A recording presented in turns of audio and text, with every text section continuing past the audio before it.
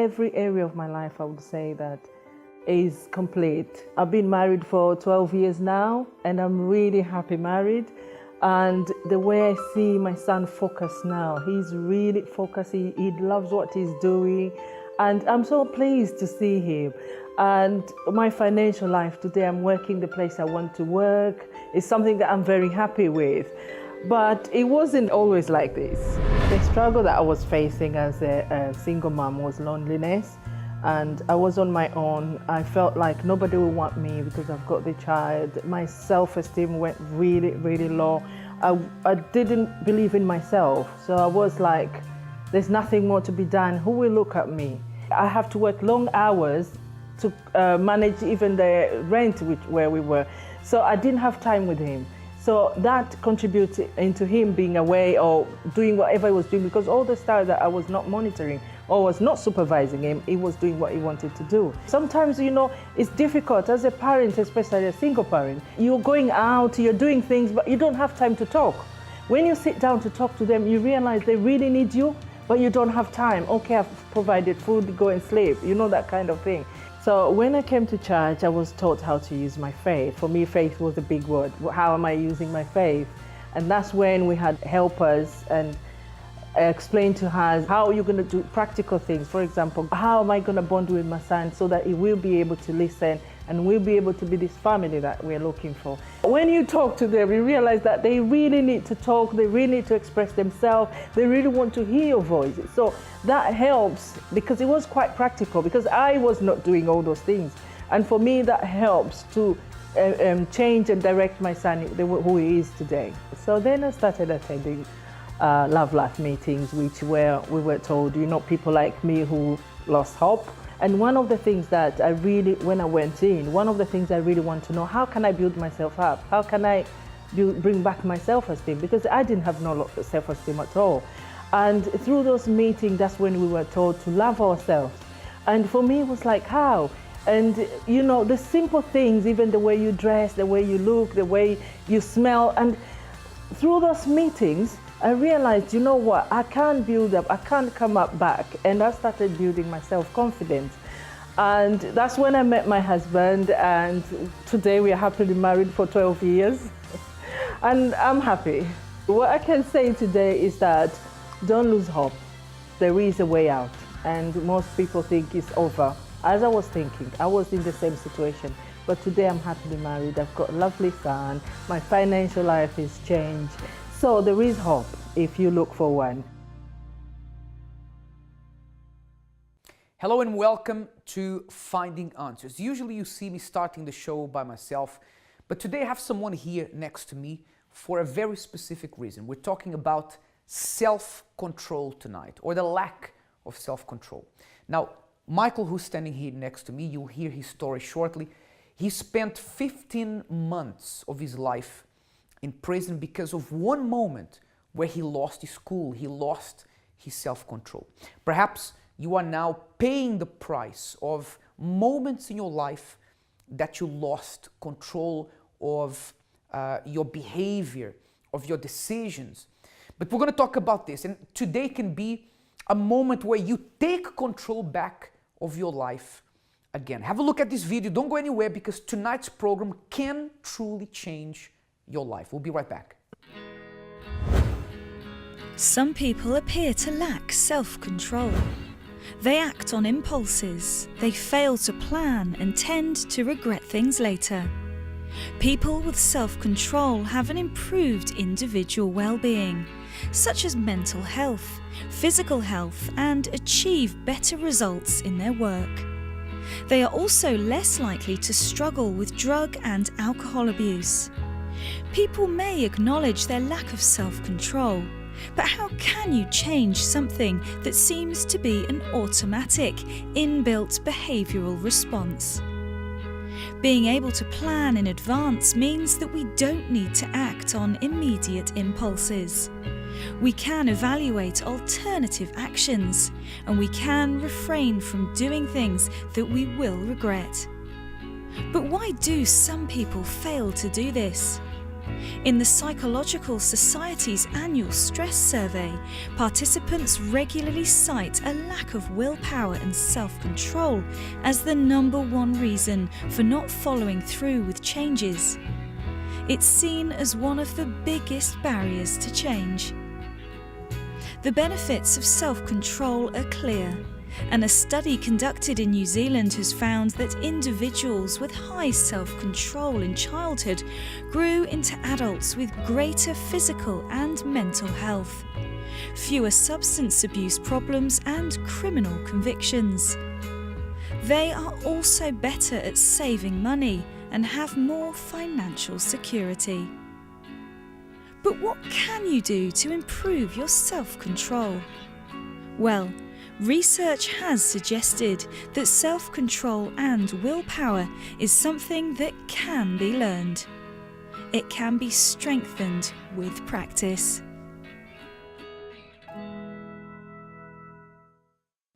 There are some things in life that if you don't have full control over them, it's not something which will cause an immediate great impact in your life. But there are other things that if you do not know how to exercise self-control, they can have a dramatic negative effect in your life. For example, take people who don't know how to stop at the one glass of wine, right? Drinking a glass of wine may not necessarily be bad for you.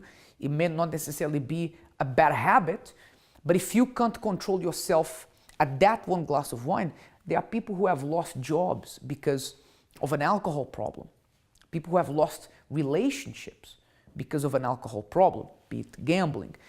Although gambling, I think, is very different because there isn't such a thing as a harmless bet. A bet is a bet. You're losing money that you worked hard for.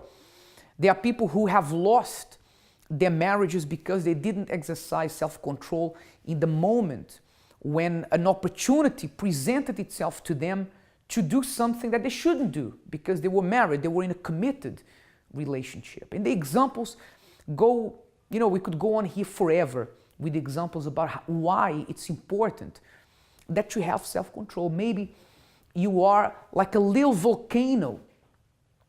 People are afraid of being close to you because they know that if they say one word that you don't really like, that causes a huge problem. I remember when I was younger, I had an anger problem, believe it or not. I did. And I remember one day my brother said something that I didn't like, something silly. We were on our way to the cinema, I had an umbrella in my hands, and just because I didn't like what he said, I swung the umbrella and broke one of his teeth. One of his teeth, right? One of his teeth? That's right, yeah. Please correct me with my English when it fails me. And that was the extent of my anger. Now, there was a problem. For quite a few years, we didn't really talk that much. And perhaps you are struggling because you don't have self-control. Perhaps you have very few friends or no friends at all because people can't stay around you for too long. Maybe you can't keep a job because your anger gets the best of you. Maybe you have lack of self-control over your own discipline. You consider yourself a lazy person. I know it's a very negative word to say, but maybe you don't have the habit of keeping deadlines at work and people let you go because you don't have that self-control to say, I'm going to do this within this time. Maybe you don't have the self-control to treat that person who's with you, your partner, your husband, wife, with respect. So maybe that's the problem. I've already introduced Victoria tonight indirectly, right, Victoria? That's right, yeah. But, like we were saying earlier, lack of self-control can be a problem that's not a big deal, but it can be something that can cause a huge amount of damage to a person's life. Yeah, and it's mostly about the habits that people have. Mm-hmm. If you have poor habits, then when you are working on what we would call autopilot, so you're just going through, not really thinking what you're doing, then you are much more likely to give in to negative things like addictions and drinking lots of alcohol, because that's what you're used to, and you give up on your self-control. And the problem is that when you have bad habits, you start to lose things that are important to you. So people lose their families, some of them Others lose, how many people lose their dignity, right? There's a lot of people who lose their dignity because they can't exercise self-control with things that others take for granted, right? Yeah, so people who are addicted to gambling, pornography, they do it over and over again and they start to believe that it's actually normal, but the people around them will just look at them and say, look, we don't want anything to do with you, because, yeah, they do, they will lose their dignity. That's a good point. And maybe you're watching me now and you say, James, I have lost my dignity because I couldn't control myself. And I've tried everything. I've tried, 7 steps to control your anger. I've tried, 10 steps to quit. And I've tried it all. Talk about any self-help book I've tried. It hasn't helped me. It hasn't changed my situation. Perhaps that's where you are right now. And you feel you've been robbed of who you are as a person. Maybe you want to change your life. You know you want to change. You know you want to be a better person. But maybe when you tell your family members, listen, I want to quit this addiction. I want to quit this thing that I do wrong. Maybe they don't even believe you anymore. Maybe they just pretend that you're not even there talking because they don't believe you. Maybe you've said that many times. Listen, sometimes it's important to accept that you need a spiritual intervention. You need a strength that is not your own, a strength that comes from above. Maybe you say, look, I need this. I don't have the strength that it takes to overcome this. Just before I invite you to call in for prayer, I was just discussing something here with Victoria before we started. A few months ago, we were looking at this concept, if we can call it so, that when a person struggles with willpower or self-control, it can be very tiring, right? And it's like you have this bank account of willpower that you can only take so much out of during one day. And when you run out, right? Tell us about that. Yes, it's quite interesting. So you have, like you said, it's quite nice the way you put it actually, you have a bank account of self-control. So the more arguments you have with yourself in the morning, at lunchtime, then by the evening, you're actually run out of self-control. And that's why people tend to break diets.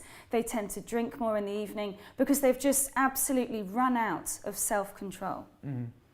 But then we need to look at when it's not that battle in your mind and when you can overcome those thoughts. You can exercise self-control really well. We're going to look at that a little bit later. But if you're watching me now and you say, James, I don't have the strength of my own to overcome, my bank account of self-control is not zero, is below zero. I'm in overdraft, right?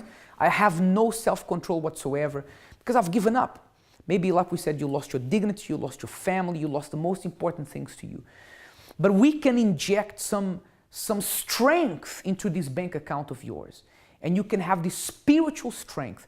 You that maybe you thought you couldn't overcome the situations you're going through, you can. When you call in and you talk to the pastors that are ready now by the phone to speak to you, they'll be praying for you over the phone. They'll give you a word of motivation, and you'll see it will be like an injection of strength, of self-control for you to start taking steps to changing your life. If you want to get in contact with us, then you can do so on the telephone number that's on your screen, which is 020-7686-6300. You can email us help@findinganswers.tv. And also, why not use our Facebook and Twitter? You can just send us a quick message. It takes a couple of minutes for you to type down on your phone, and we'll read it out here. If you have a question, if you have a prayer request, you can do that through Facebook and Twitter, which is, Victoria? So if you'd like to talk to us via Twitter, just send us a tweet. Start your tweet with @FindAnswersTV or search for us on Facebook. Just search for Finding Answers. We're going to go to a short break. Take this moment for you to get in contact with us because we are going to rescue the dignity that you have lost. We'll be right back to hear Michael's story.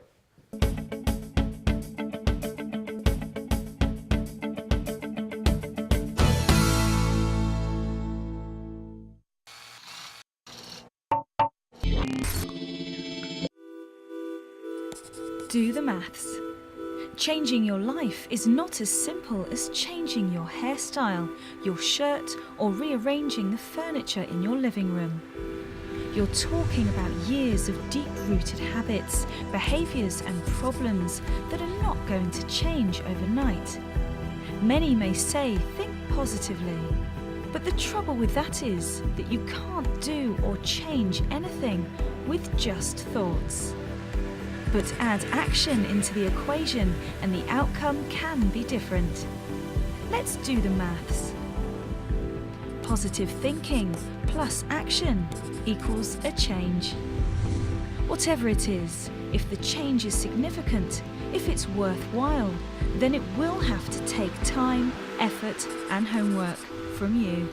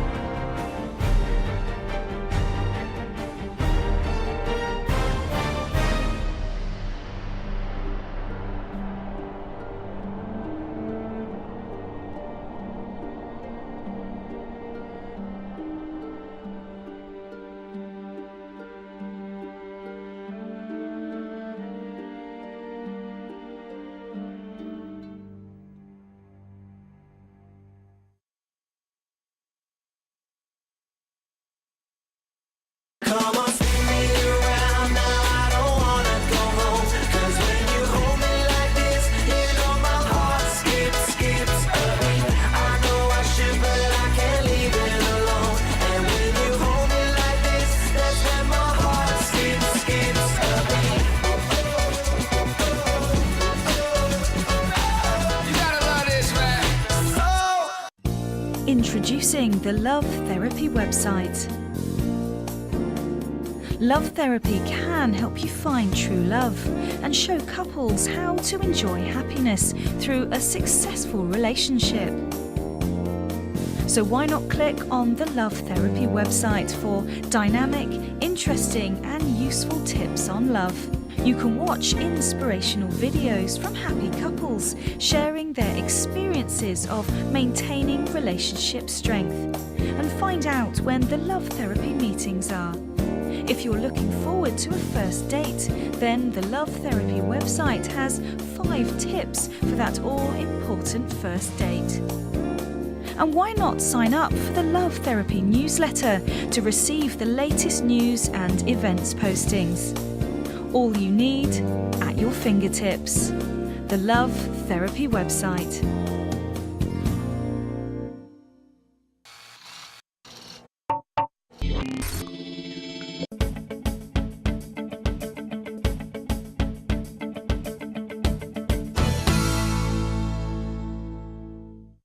Welcome back. So I want you to meet this young man who's sitting here next to me.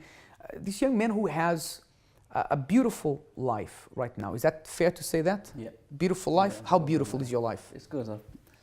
Obviously, I got my career job, got my wife, got my Actually, shop. your wife is not here sitting next to you, but she's in the studio. Yeah. Can you give us a wave, Natalie?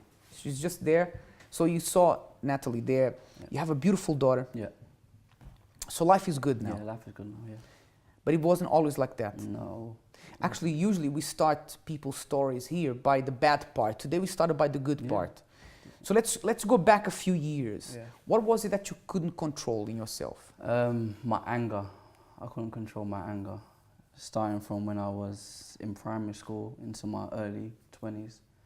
I find it very angry. I find it very hard to control my anger. Mm-hmm. It was very difficult for me. But why? I mean, did that stem from somewhere? Is that something that triggered that anger in you? Was there a reason? I don't know, I'm not really too sure. I was just, from primary school, I was just always getting into the fights. I didn't really like learning in school. I didn't want to learn. I just wanted to come to school, have fun, and that's it. So, and because of that, I don't know, I just started to get into fights all the time. When you got into a fight, Yeah. what was the feeling you had at that point? I mean, was it a feeling of excitement, of freedom? Was it liberating? What was it? At that time, I liked fighting. It was excitement. So I used to go to school. There was always one particular boy that I always used to fight with. I probably in primary school, I probably fought with him probably like 15 times when I was in primary school. Always me and him fighting. Were you the bully? I wouldn't say I was a bully. I did bully when I was in primary school, but I wasn't like bullying everyone. It was just a particular thing. But I wouldn't say I was bullying everyone. But of course, for example, if it's like we were saying earlier, there are certain things that if you don't have self-control over, they may not be terribly serious. So if you're a kid, in primary school and you like to do these fights in the, in the break times and so on, it may not be, it's bad, but it's not a life-threatening thing.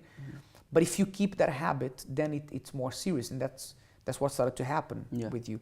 Did you feel that the fights were getting more serious as you were getting older? Yeah, it did. It got serious in the sense more. It wasn't just about fists. It was weapons. Weapons got involved, and through weapons got involved, a lot of people got hurt, and it got worse. It definitely got worse when I got older. When you say weapons, anything you would grab to hand, or would you plan these things and you have these weapons? I will plan these things. I will have, say for example, knives on me. I will have bats, poles on me. So it will be planned. And is this something you would do for fun, if we can call it fun, or was it like disputes and you felt you had to fight? It was when I was at that age. It was probably say at 16, 17. At that age, there was a lot of postcode wars going on, postcode fights going on. So in a way, it was protection because a lot of people were having knives and weapons at that time. So it was just a way of me protecting myself. Fist to fist at that time, there was no such thing as fist to fist. Right. So of course, if you carry weapons, then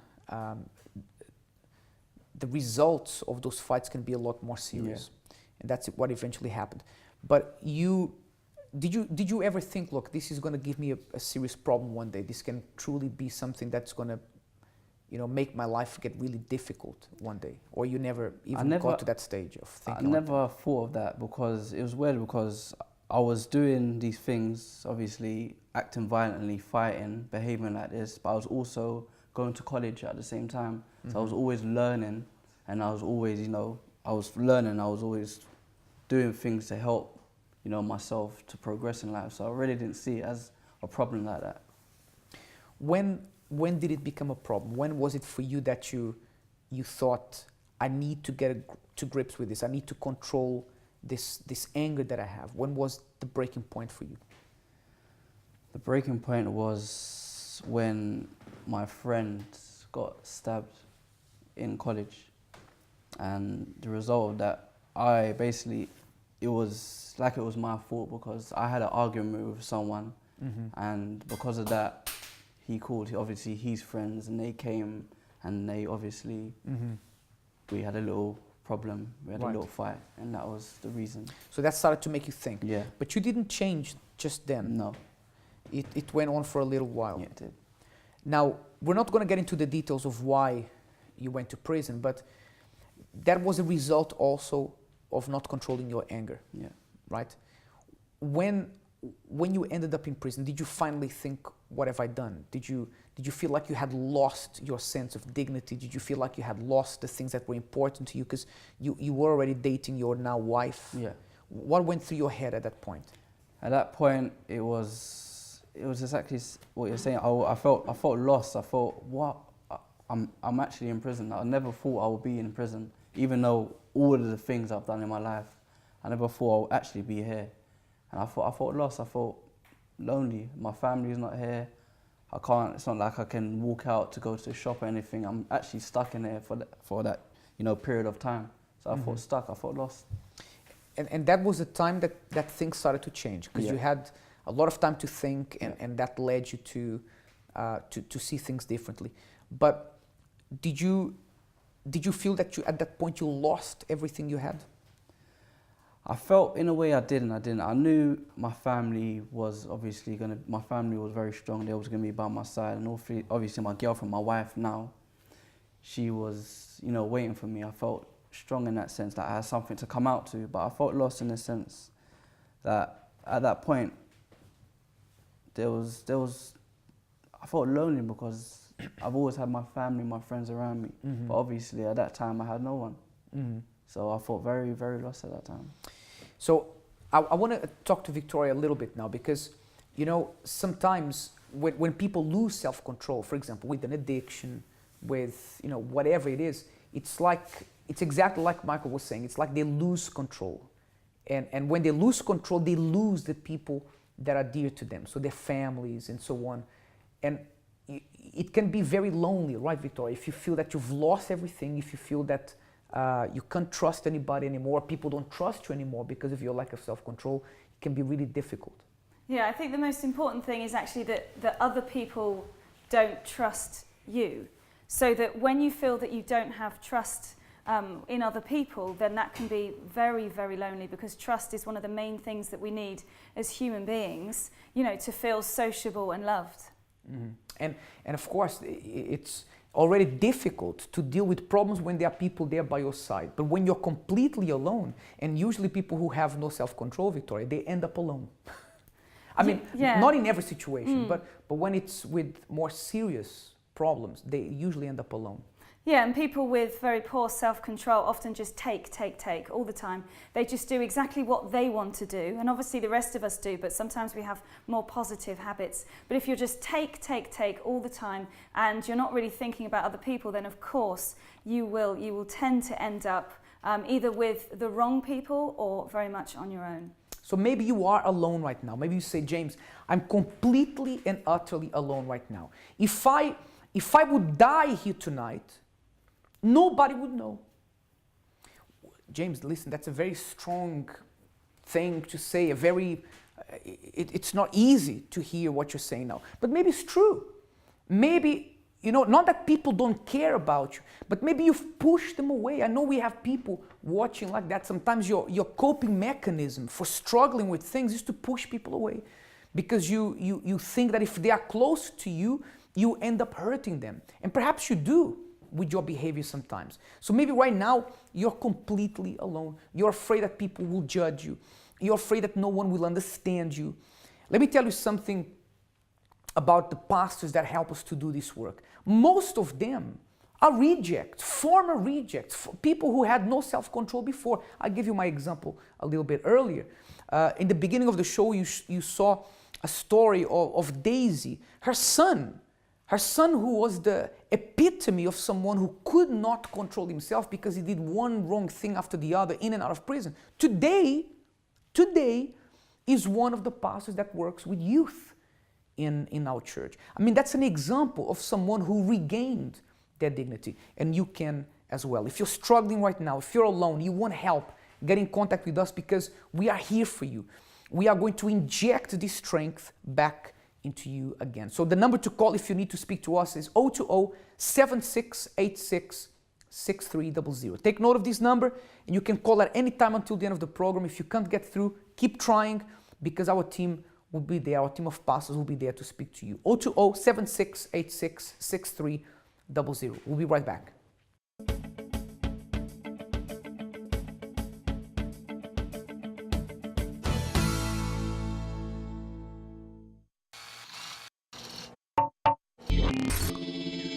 In life, there are problems that just hit you with a blow. Everything crumbles away, and the heartache never seems to disappear.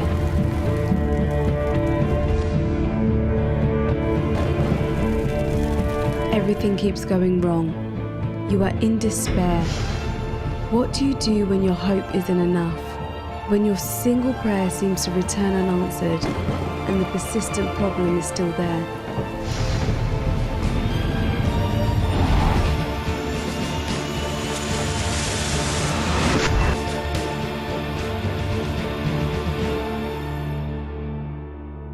Partner with God and make a chain of prayer.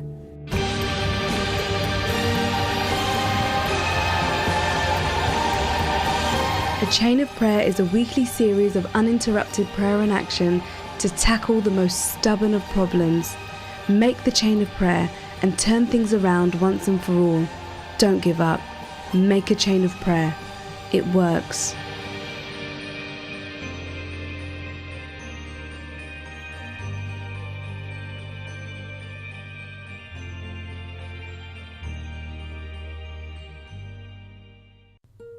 The pursuit of happiness. What will make you happy? Success? Fame? New shoes? Financial security? Love? Education? Independence? Family? Sometimes in the pursuit of things we think will bring us happiness, sometimes we fail to see that we aren't happy, or we never find it. We live in a world of people. Rather than pursue things to make you happy, what if we all worked to make each other happy? Wouldn't we all be happier?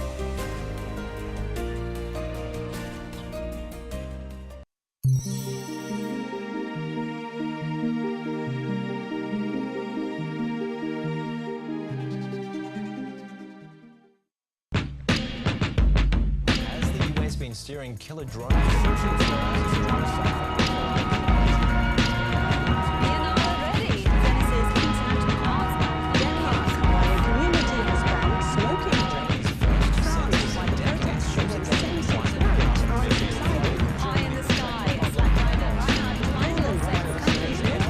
missiles won't reach Syria for several months. Fighter jets to be outside.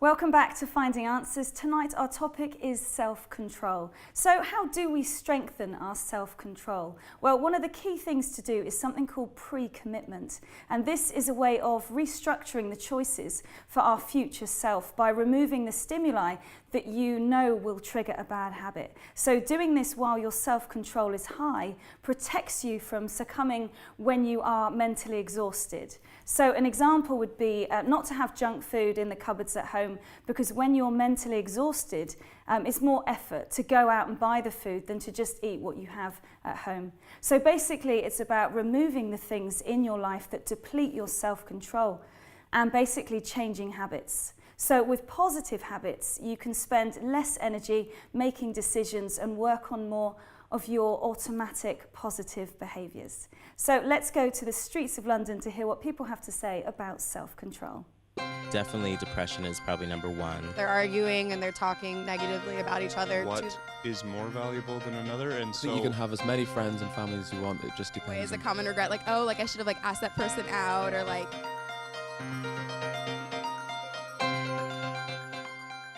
Hi, I'm Chika here on the streets of London for Finding Answers. I've been speaking to the general public about tonight's topic, which is self-control. Let's find out what they say. Strong sense of self-control. I think both. Yeah, so obviously if you've got high IQ, you need a bit of self-control. Or if you haven't got a high IQ, obviously, well, you need self-control. I don't know. I think obviously with everything, it's a dichotomy, isn't it? It's a bit of everything. You know, obviously everything's, you've got to take a pinch of salt with everything. So, you know, there's no one or the other with pretty much anything. I think the strong self-control, because it's really important to be able to control your feelings and stuff. I think when you can control that, you have like a power, kind of a power. Strong sense of self-control, most definitely, yeah. So we learned from Michael, who's sitting here next to me, that because of the lack of self-control, because of this anger that he had and the need he felt he had to fight people, that put him in perhaps the worst or one of the worst situations in his life. He felt completely alone because his family wasn't there with him physically, of course, because he was locked up. Now, how did that moment, that experience in your life help to trigger a change in you? Because the fact that a person goes to prison doesn't necessarily change you, but it did help to change you. So how did it happen? When I went to prison, the first month was difficult because at that time I was also addicted to weed as well, so I couldn't really sleep without weed. So when you go to prison, they offer you obviously a smoker's pack. So I used to smoke tobacco for a month, like a replacement for weed. And after that month, I said, you know what, I'm gonna stop. And I started to attend the church within the prison. I started to go to meetings that they used to, the prison officers used to come to cells and ask obviously the prisoners if they wanted to go to any services. So I used to go there, attend Sunday. I used to go to like the evening services during the week, and somehow my faith got stronger. I started to read the Bible more. I started to, I don't know, just started to use my faith. And from there, as I moved to different prisons, I started to get stronger, I started to get stronger, I started to get stronger. And obviously with my family, when I'm phoning my family, they're giving me the support as well, and that's also giving me the strength. When you left prison, you had to start things from scratch, right? And of course you had something working against you as well, because you now had a criminal record. So it was like an uphill struggle. How did coming to the church and having the support of the pastors there and having your now wife there by your side as well, how did that play a part in you having the strength to change things? That played a huge part, because even though I started to attend church within the prison and my faith started to get stronger, when I come out of prison, by attending the church, it got extremely strong. By what the pastors were saying, by you know the services I was given, the good advice I was given, you know, self-control, how to, you know, build your strength as a child of God. It was just good advice. I was given great advice. And now you don't look like an angry person at all. No, not at all. I mean, I've only known you as the person that you are now since you changed. So to me, unless you told me that you had this anger issue, I would never have known, right? Your family, that see how you are now. You are this person who's calm, you have a career now, your wife, you have a baby. When they see you as you are now, calm, you know, without being aggressive, do they enjoy having this new Michael around? Yeah, I think they do. Especially my mother. Because obviously she's been there from the beginning, obviously to now. The way obviously how I was before in primary school all the way through, I was hard work for my mother, but now she's happy. She's very happy. Good. And you don't have to battle yourself inside anymore for you not to fight, or it's just like you have a different nature now? Tell us about this. I'm different. It's just I'm so humble. I'm very humble. I'm not angry at all anymore. I don't get involved with certain things. I'm so humble now. I'm totally different. It's great. That's great. I'm really happy for you, and I'm sure that your wife who's sitting there is very happy as well, and you have a bright future ahead of you. So thank you very much. And you know, earlier we said a statement here that perhaps some people, not everyone may agree with, but I truly believe this, that when you don't have self-control, you always end up alone. Please, we're not talking about self-control in eating chocolate. You know, yes, if you eat too much chocolate, it can bring problems for your health and so on. But we're talking about you perhaps who, you know, you say that you don't have control over how many people you sleep with. You end up alone because none of those people that you sleep with, if you're sleeping around, they're going to be there with you or for you when things go wrong, right? And because you betrayed your husband, your wife, whatever it was, you're going to end up alone. If you have a problem with gambling, you know, you are hurting not just yourself, but your family. We had someone on this show here last year who said, look, I had something like 30,000 pounds in debt because of gambling. My parents lent me that money so I could go and pay my debt. And in one night, he went and blew all that money in a casino. Ended up alone, of course, until it changed. So the future of someone who has no self-control with things that are dangerous for you, such like, you know, Michael's anger and all this kind of stuff, the future for that person is being alone. Maybe you are alone right now. You don't want to be alone anymore. You're tired of being alone. You're tired of fighting your problems alone because everybody's deserted you, not because they're bad people, bad friends, but there's only so much people can take. Maybe you've hurt them beyond the point that they can take, so they can't stay around you anymore. So what did they do? They left. They still love you. Maybe as soon as you show signs of change, they'll come running back. But maybe you have to take the first step. You have to stop feeling sorry for yourself and perhaps even blaming people. Maybe you blame everybody that they left, but maybe they left for a reason. Maybe you have to say, look, you know what? I need to take the first step. And if I take the first step, then people are going to be there for me again. They're going to come back to be with me. And that first step can be recognizing that you cannot do this change by yourself. Michael was talking about humbleness. One of the greatest signs of humbleness is to realize that you cannot do everything by yourself. So that's why, for example, for you to talk to God and ask someone, look, pray for me. I get a lot of people who say, look, why does someone need to pray for me? Why don't I pray for myself? Because maybe you don't even have the strength to pray. It would be great if you had, but maybe you don't even have the strength to pray. Maybe you watch this show every day, but you never pray together with us at the end of the show. I get people who sometimes, the other day I was walking with my wife on the street and someone stopped and said, oh, I usually watch your show, Finding Answers. But sometimes that person doesn't even have the strength to pray. That's why maybe you need someone to pray for you.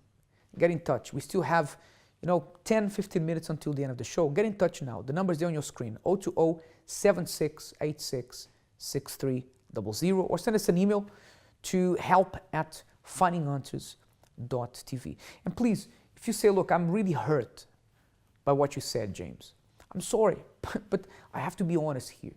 If you do feel alone, and I said that the end result for someone who has no self-control with things that matter is that they will always end up alone, maybe you being alone proves just that, no matter how much you don't like to hear what you just heard. Okay, we're going to go to a short break. We'll be back in just a minute.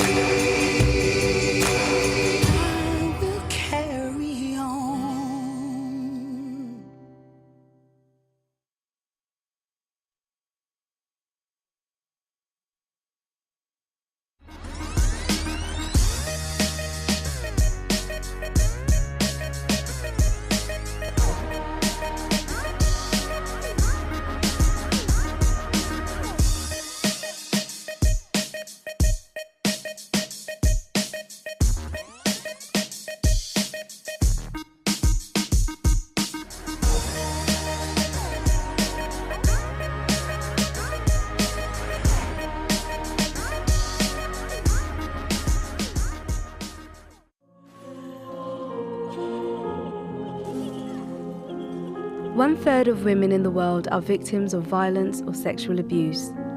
The World Health Organization considers the problem a global endemic. After all, these women are everywhere. She sits next to you on the bus. She walks past you in the aisle at the supermarket. She could be your manager, a friend, your sister. She could be the person you least expect. For this reason, let us break the silence. The Rahab Project invites you who have been a victim of physical, verbal, or sexual abuse, or any other form of domestic abuse, to participate in a meeting aimed at your physical, psychological, emotional, and spiritual freedom, promoting peace to all women who are or have been victims of abuse. For more information, call 020-7686-6000 or visit our website uckg.org/Rahab.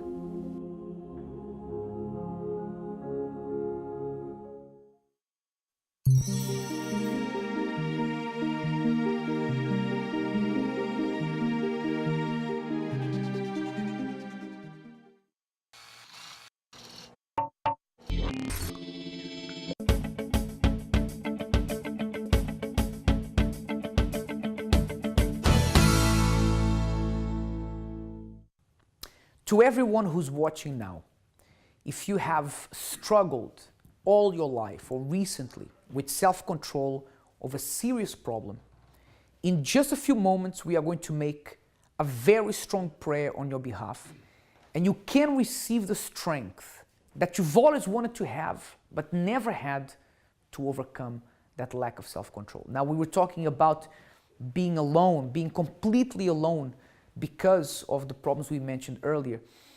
But there are some, perhaps very few, but some positives to being alone. I have Pastor Abraham here with us, who's usually here with us on Monday. Good evening. Good evening. What do you think could be the benefit of a person being completely alone because of this? What good could come out of it?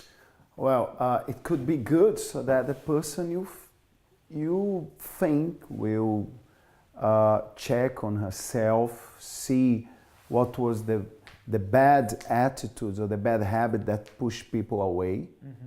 And of course, taking from there, just like Michael was saying, being humble enough to find help, Bishop. Because one thing people must understand, and probably everybody knows the importance of self-control, but few people find it. They find hard to control themselves, especially because we always be exposed to opportunities of being unfaithful, opportunities of doing what is wrong, of abusing alcohol and so on and so forth. But when we look at ourselves, when we are left alone, and we say, no, I'm in this situation because of the lack of self-control in this area of my life, so the person has to do something about it. You know, Abraham, someone was telling me on Sunday, James, you know, I have no one to help me. A lot of people have mom, dad. I've got no one to help me. I'm completely alone. I don't have one person in this planet that cares about me, that wants to help me. You know, let me tell you, I understand it's hard, but the truth is we can't depend on anybody to change our lives. You know, if you have a problem, Abraham, with hurting people, with lack of self-control, with an addiction, with whatever it is, then you have to take the first step to deal with that. Instead of saying, oh, I can't change because people don't help me, you have to make the first step. Yeah, so it means the person who is alone, truly speaks, she's not alone because she has herself. And God. And God as well. Well, she has God if she asks God to help her. Because maybe everyone says, oh, but everyone has God. No, not everyone has God. God is there, but you have to ask Him to help you. And you know, Bishop, I was just talking here now, and I just remembered a young man who came to me a few months ago saying, you know what, Pastor, I'm thinking of moving from North London to South London because in North London the girls are too much. And then I asked him the following question, so which means that in South London there are no girls? So too much, what do you mean? Like there are too much girls for him. Too many girls. Yeah, too many girls, sorry. And then I was telling him, I was asking him this, so which means that in South London there are no girls? Then I told him, the problem is not the place where you are. The problem is the lack of self-control that you have. Because girls are everywhere. So, but which means because he didn't want to turn to God to ask God to give him the self-control, it was much easier for him kind of to run away from the problem. problem. You know, we're going to make a prayer right now for you that you've struggled with this perhaps in your recent past. You've struggled with it. You've lost a lot in your life because of this lack of self-control. Perhaps you've lost something that you love the most, your marriage, your children. Maybe you don't have access to your children anymore because of one moment of anger. You did something stupid, something you regret. Maybe they were taken away from you, and rightly so at that point, because if you were violent, of course. But maybe you cry every day, you regret every day what you did. And you want to get your life back. Maybe you want to quit that addiction. You want to quit that bad habit that you have. You want to be a different person, but you don't have the strength. I want you to prepare a glass of water right now, a glass with water there where you are. We are going to pray for God to consecrate this water with His power, with His strength. And you are going to receive the strength you've never had to say, I am in control of my life. Maybe you don't have this strength, but God can give you this strength. Prepare your glass with water. Let's talk to God right now, because the God that changed Michael, had I seen in the studio with us, He can change you as well. Prepare now for the moment of prayer. If you would like us to make a prayer concerning your financial life, send your name and a prayer request to help@findinganswers.tv. My Lord and my Father, I can see how being completely alone, whether it is because of our own mistakes or not, is one of the hardest things in life. And maybe this person, due to the fact that they couldn't, exercise self-control, they've lost virtually everything. Maybe they lost the things they fought so hard to have, and then it just slipped through their fingers. Maybe they've wanted to find this strength, to find this strength that they don't have, but you have the power to give it to them, my Lord. You have the power to make this person be stronger than this addiction, be stronger than this habit, my Lord. So I pray for this person who's been struggling with an alcohol addiction, with a drug addiction, a gambling addiction, whatever it is, my Lord. In this very moment, touch this life, touch the life of this person, and let them overcome this trouble. Let them overcome this battle within that they've had for so long, and maybe they've lost this battle day after day, but make them stronger, my Lord. In the name of the Lord Jesus, my Father, I consecrate the water that is now in this person's hands.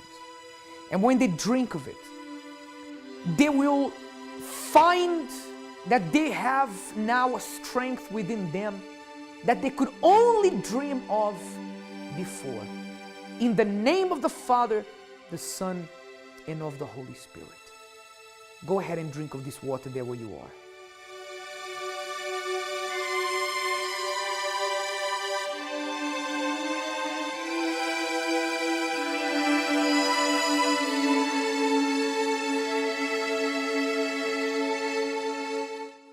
I want to tell you that you are no longer alone.